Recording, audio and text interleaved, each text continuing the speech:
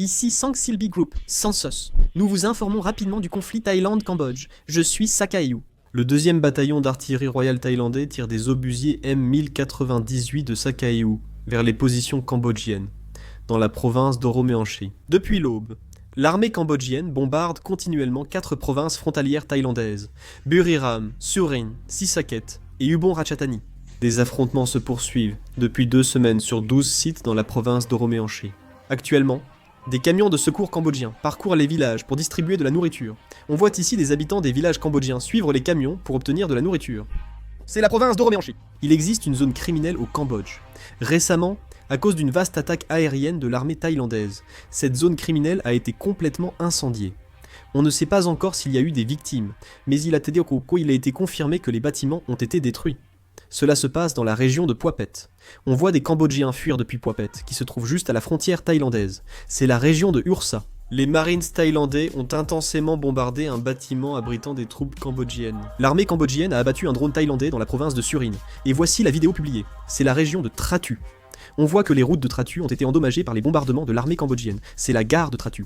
On voit la marine thaïlandaise attaquer un casino occupé par l'armée cambodgienne. La marine thaïlandaise poursuit son attaque avec des tirs d'artillerie. Voici l'hôpital Phunom Donglak, en Thaïlande. Ici, l'armée cambodgienne a ciblé l'hôpital avec des bombardements.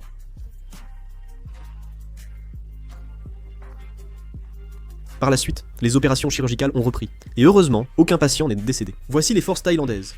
L'armée thaïlandaise utilise une mitrailleuse, fusil-mitrailleur, mitrailleuse d'appui général pour tirer sur les positions cambodgiennes. On voit également les renforts thaïlandais arriver les uns après les autres. Les unités blindées thaïlandaises se dirigent vers la zone frontalière. De nombreux camions sont également en mouvement. Voici les déplacements de l'armée thaïlandaise. Pendant la nuit, l'armée thaïlandaise avance massivement vers le Cambodge. On voit l'armée thaïlandaise attaquer les positions cambodgiennes à l'aide de drones. Les drones, équipés de mortiers, attaquent les forces cambodgiennes.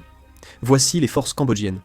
L'armée cambodgienne a publié une vidéo montrant le transport de lance-roquettes multiples batteries de missiles, 21 vers le front.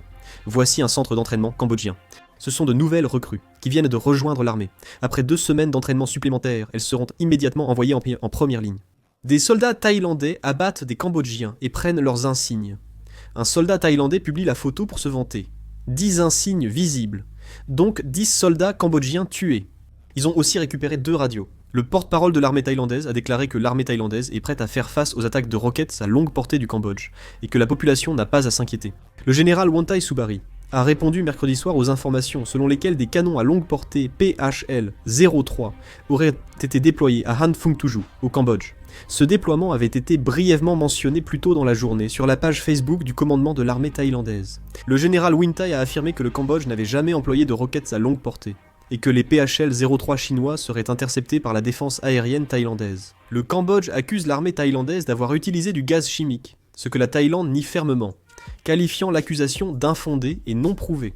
Actuellement, 500 000 réfugiés au Cambodge et en Thaïlande se sont réfugiés dans des temples, des écoles et d'autres lieux sûrs. Actuellement, le Cambodge a arrêté 75 Thaïlandais séjournant au Cambodge pour des accusations de fraude. Le pape Léon XIV a appelé mercredi à une cessation immédiate des hostilités, alors que des affrontements armés à la frontière entre la Thaïlande et le Cambodge ont fait des victimes, y compris des civils, et forcé des milliers de personnes à fuir leur domicile. Le président américain Donald Trump a déclaré qu'il passerait un appel téléphonique pour empêcher les affrontements frontaliers entre la Thaïlande et le Cambodge. Je réaliserai et mettrai en ligne une vidéo pour vous tenir informé des prochaines nouvelles. Merci d'avoir regardé cette vidéo.